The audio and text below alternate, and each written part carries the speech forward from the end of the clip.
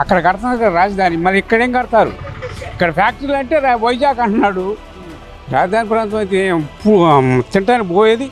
ఇల్లు వేసుకుంటే ఇల్లు గోల దోశారు, 20 ఇల్లు. నాకు ఇల్లు లేదు. వాళ్ళ కాడికి పోయినాక 7,000, మా కాడ 4,000. వాళ్ళ జేబులో పోతుంది, మా జేబులో రాట్లా. అసలు ఈ భూములు రైతులువా లేదంటే గవర్నమెంట్ అని అర్థం కావట్లేదు. అసలు తీసుకొని ఎవరు ఇస్తే వాళ్ళకి తీసుకోమను. ఈయన నేను బలవంతం చేసి తీసుకోడు మరి ఇంకే. ఆ భూమి ఇచ్చిన రైతులకి సంతోషం లేదండి. అయితే మనస్ఫూర్తిగా అయితే ఇవ్వడానికి ఇష్టంగా లేరండి. ఏం కడతారు? ఫ్యాక్టరీ రాజధాని ఎక్కడెక్కడ కడతారా? అక్కడ కడుతున్నారుగా, అక్కడ కడుతున్నారు కదా రాజధాని, మరి ఇక్కడేం కడతారు? ఇక్కడ ఫ్యాక్టరీలు అంటే వైజాగ్ అంటున్నాడు. ఇక్కడేం కడతారు? మమ్మల్ని నాసి ఈ పొలాలు అమ్ముకొని తాకట్లు పెట్టి డబ్బులు పోగు చేసుకుని గోతాలు నింపుకోవటానికి, అంతే కదా. రాజధాని వద్దా మీకు? మరి రాజధాని కడుతున్నారు, ఇంకా రాజధాని ఉంది, కడుతున్నారు కదండి. ఒకసారి కాదు, అంత ఏరియా అంతా డెవలప్ చేస్తాం. ఏరియా ఏం కడతారు? ఇక్కడ ఫలాన్ని కడతామని చెప్పమానండి. మొన్న మంత్రి నారాయణ గారు వచ్చారు, నేను చెప్పలేదు మీకు మీ ఏరియాలో ఏం కడతాం? అసలు నేను ఎంటర్ అవ్వాలా. గ్రామ సభలో ఏమైనా పెట్టారా? లేదు. మరి రేపు 7,000 నుంచి భూములు తీసుకుంటా ఉంటున్నారు. 7,000 నుంచి భూములు తీసుకుంటా ఉన్నారు. మరి భూములు తీసుకుంటే ఇవ్వటానికి రెడీగా ఎవరు లేరు, అంత సిద్ధంగా లేరు. ఎందుకంటే ఇప్పుడు అక్కడ దానికి రాజముద్ర పడిందా? రాజధాని అనేది అమరావతి రాజధాని రాజముద్ర పడిందా? రాజముద్ర అనేది పడిందా? ఒక మాట చెప్పండి. మోడీ గారు కూడా వచ్చారు, రాజముద్ర పడిందా? 3 జోన్లు అంటున్నాడు. ఎందుకు అంటున్నాడు 3 జోన్లు అంటున్నాడు? దేనికి? రాష్ట్రం అంతా అభివృద్ధి చెందాలన్నారు. రాష్ట్రం అంతా అది మాట జగన్మోహన్ రెడ్డి కూడా చెప్పాడుగా. ఆయన ఎందుకు కాదన్నావు? ఇవాళ ఎందుకు కావాలంటున్నావు? ఆయనేమో ఒకటే రాజధాని అన్నావు, ఇవాళ 3 ఎందుకు అంటున్నావు? చెప్పండి. 3 జోన్లు అన్నాడు. ఎట్టయితే చిల్లరే ఉంటుంది. మరి అది తీసుకున్నది ఏం డెవలప్ చేశారు? ఇప్పుడు మమ్మల్ని నాశనం చేయడానికి కాకపోతే మేము ఎడిపోవాలి. రేపు మీకు ప్లాట్లు ఇస్తాం అంటున్నారు. ప్లాట్లు ఇస్తే ఎవరికో అక్కడ 60,000 అమ్మిన ప్లాట్ ఇవాళ 30,000కి వచ్చింది. రేపు అదే 30,000కు ఇక్కడికి వచ్చారు 15,000గా. ఇప్పుడు మాది 3 కోట్లు అమ్మిన పొలం ఇవాళ రోజు 1.5 కోటి అంటున్నారు. ఎందుకు పడిపోయింది? ప్లాట్ ఆడ వాల్యుయేషన్ పడిపోయింది, ఇక్కడ పొలం రేటు పడిపోయింది. 1 కోటి రూపాయలు అమ్ముకునే భూములు ఇప్పుడు అని చెప్పి అంటున్నారు. 3 కోట్లు అమ్మిన పొలం ఇక్కడ ప్రకటించక ముందు ఇప్పుడు ఇవాళ 1.5 కోటికి వచ్చింది. ఎందుకు వచ్చింది? అక్కడ ఎప్పుడైతే ఫ్లాట్లు ఇదైతే పడిపోయిందో ఇక్కడ ఆటోమేటిక్గా ల్యాండ్ రేట్ కూడా పడిపోయింది. అది ఏం చెప్తారు రైతులకి? మీ అభిప్రాయం రైతాంగంగా ఏం చెప్తారు గవర్నమెంట్కి? నాకైతే ఇష్టం లేదు. అభివృద్ధి వద్దా మీకు? అభివృద్ధి ఎట్లా అభివృద్ధి దాన్ని చూపించండి. మీ ప్రాంతం అంతా రాజధాని ప్రాంతం అవుతుంది. రాజధాని ప్రాంతం అయితే తింటానికి పోయేదండి. ఉపాధి కల్పిస్తామంటున్నారు. ఎట్లా ఉపాధి కల్పిస్తాము, డెవలప్ చేస్తామంటున్నారు. అది జరిగేది కాదు, అది పచ్చి అబద్ధం, అంతే. పారం బాగలో ఇల్లు వేసుకున్నాం. ఇల్లు వేసుకుంటే ఇల్లు గోల దోశారు, 20 ఇల్లు. ఏం చేశారు? ఏం చేయదు. ఇప్పుడు ఏదైనా మళ్ళీ వేసుకుందామంటే ఇల్లు ఇస్తామంటున్నారు, ఇళ్ళకి పెట్టాం. మరి ఇస్తే మంచి పని బాగానే ఉంటుంది మా బోడి పేదలకి. మరి నాకు ఇల్లు లేదు. 1 ఇల్లు పిల్లలు రాపించుకున్నారు, నాకు ఇల్లు లేదు. 1 ఇల్లు మా నాన్న పేరు ఉంటే మా నాన్న పేరుతో పిల్లలు మలుపుకున్నారు, నాకు లేదు. నాకు లేదని అప్లికేషన్ పెట్టా. ఇస్తే మంచిదే, బాగానే ఉంటుంది చెప్పుకుంటాం. అది మాకు కావాల్సింది. బాగానే చేతి బాగానే ఉందిగా.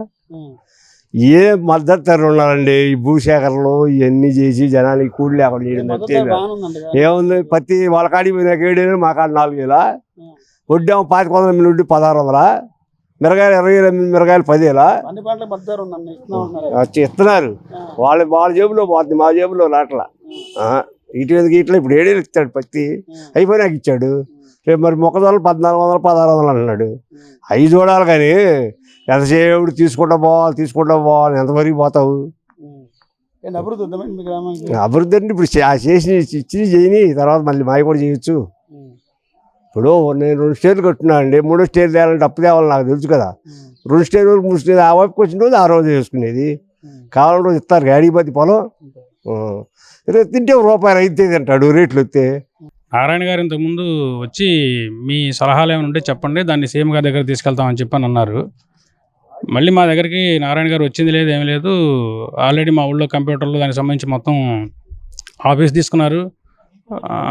మాకు తెలిసింది ఏంటంటే అసలు ఈ భూములు రైతులువా లేదంటే గవర్నమెంట్ అని అర్థం కావట్లేదు అసలు. మా భూముల మీద వాళ్ళ పెత్తనం ఏంటో మరి మేము చెప్పింది చేయకుండా వాళ్ళు ఇష్టం వచ్చిన వాళ్ళు చేసుకుంటూ వెళ్తున్నారు అసలు. మేము కొన్ని చెప్పాము, మాకు ఇది కావాలని చెప్పని.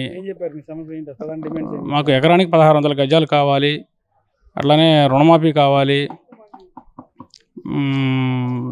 సక్రమంగా ఇంతకుముందు ఇచ్చిన వాళ్ళు చాలామంది ఇబ్బంది పడుతున్నారు. ఈ రోజుకి కూడా వీధి పోట్లని దక్షిణం బజార్లని చెప్పని ఉన్నాయి. ఈ రోజు కూడా వాళ్ళకి ఎటువంటి జరగలేదు అసలు.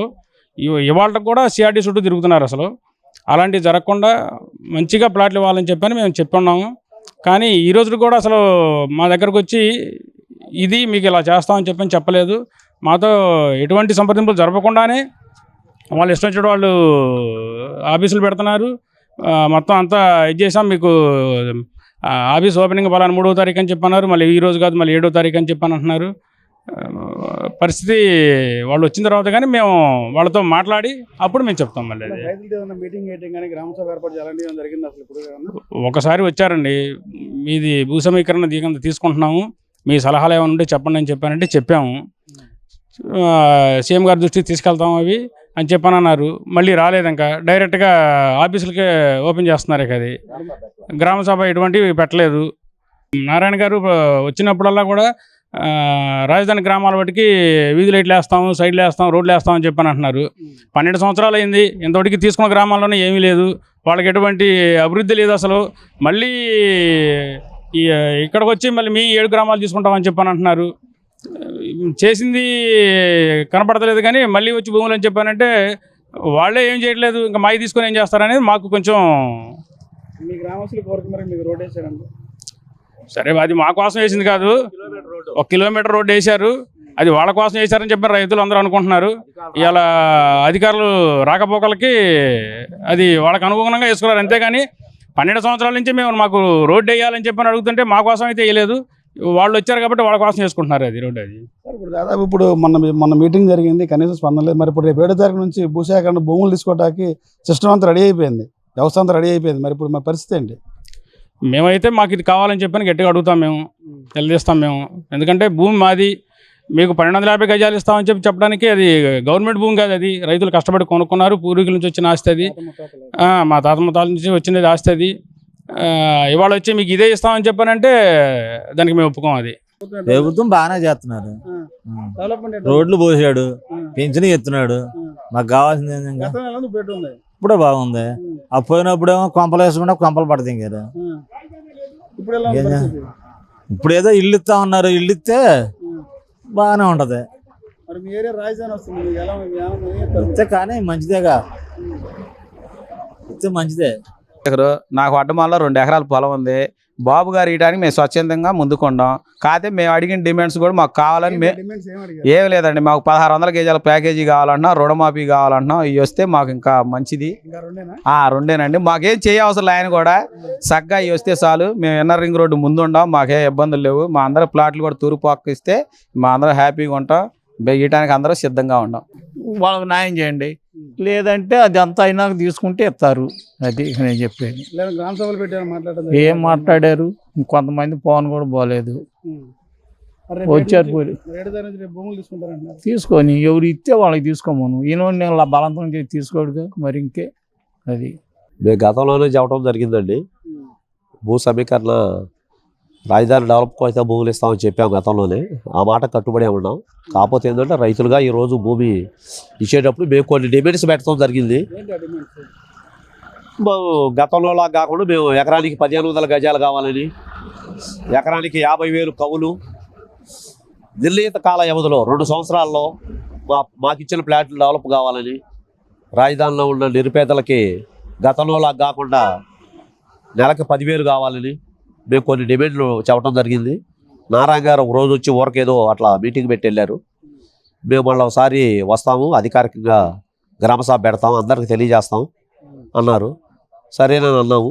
మేము ఇంతవరకు గ్రామసభ పెట్టలేదు, మా ఊళ్ళో ఏమి లేదు. ఇక ఏదో వాళ్ళ 3వ తారీఖు అన్నారు, ఆఫీస్ పెడుతున్నారు అన్నారు. కానీ వాళ్ళు ఏదో వాయిదా పడింది, మళ్ళీ 7వ తారీఖు అని అంటున్నారు.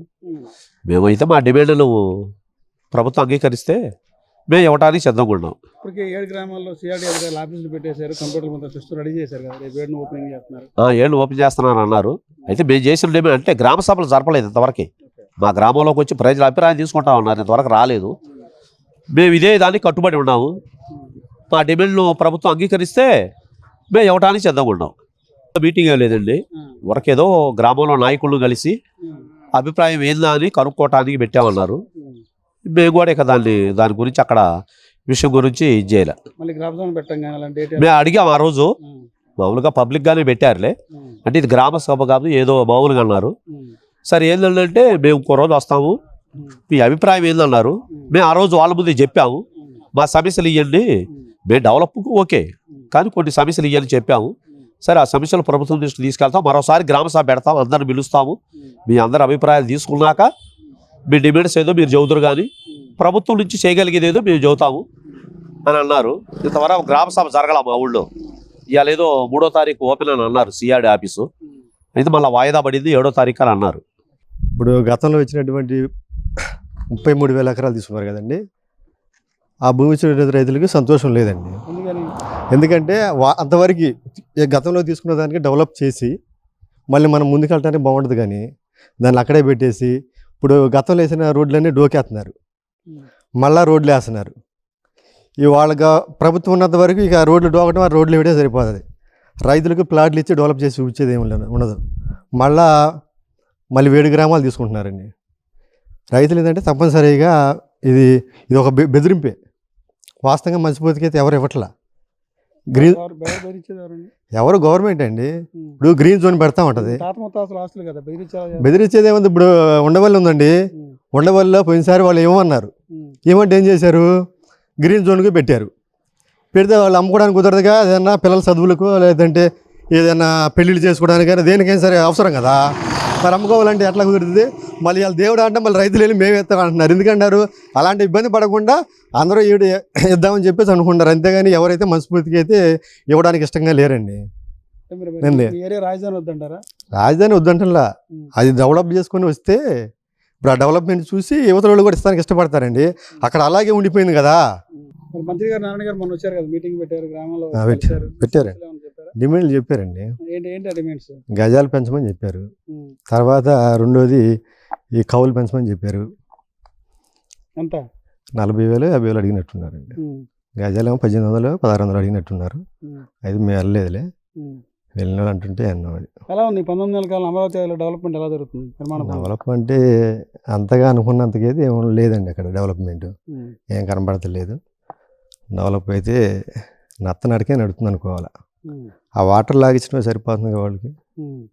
ఆ వాటర్లు పోయినసారి వేసిన రోడ్లు మళ్ళీ సింక్ అయితే మళ్ళీ డోకటం అవి వేయటం, ఇక అదే సరిపోతుంది కానీ డెవలప్ అనేది ఏంటి. సరే ఈ రాజధానిలోకి ఒక కంపెనీ వచ్చింది, ఆ కంపెనీ వల్ల ఒక 4,000 మందికి 5,000 మందికి ఉద్యోగాలు వచ్చినాయి, ఏమైనా ఉందా? లేదుగా. నిర్మాణాలు జరుగుతున్నాయి అంటున్నారు. ఏం నిర్మాణం అండి, స్థలాలు కేటాయించి అన్ని జంగిల్స్ క్లియర్ చేస్తున్నారు ఫ్లాట్లు ఇవ్వడానికి. ఇప్పుడు రెండోసారి అది జంగిల్ అనేది. అంతకుముందు ఒకసారి చేశారు, మళ్ళీ సెకండ్ టైం చేస్తున్నారు. ఇక ఆ జంగిల్ చేసుకోవడం, ఆ ప్లాట్లు డోక్కోవడం తప్పితే ఏం లేదండి అక్కడ. అది నాకు తెలిసిన ప్రభుత్వ పరిపాలన ఎలా ఉంది?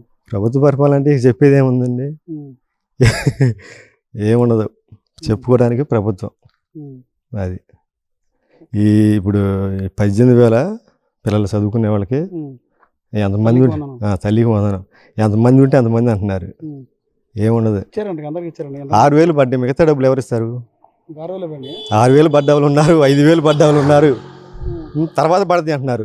ఏదైనా ప్రభుత్వం నుంచి ఫస్ట్ టైం పడితేనే డబ్బులు అండి, సెకండ్ తర్వాత పడతాయి అప్లికేషన్ పెట్టుకోండి అనే మాట అయితే అసలు పడేది లేదు, ఇచ్చేది లేదు. నాకు 2 ఉన్నారు. పాప ఏమో 2వ క్లాసు, బాబు ఏమో LKG. అంటే అమ్మాయి బర్త్డే, అబ్బాయి పడలేదులే, అంటే ఫస్ట్ క్లాస్ నుంచి అంటున్నారు, LKG కదా అందుకని. ఉందండి, నాకుంది 6 ఎకరం అండి. దానికి దూరం ఇంకొక 1 ఎకరం 6 ఎకరం కౌలుకు తీసుకుని వేసుకుంటాం.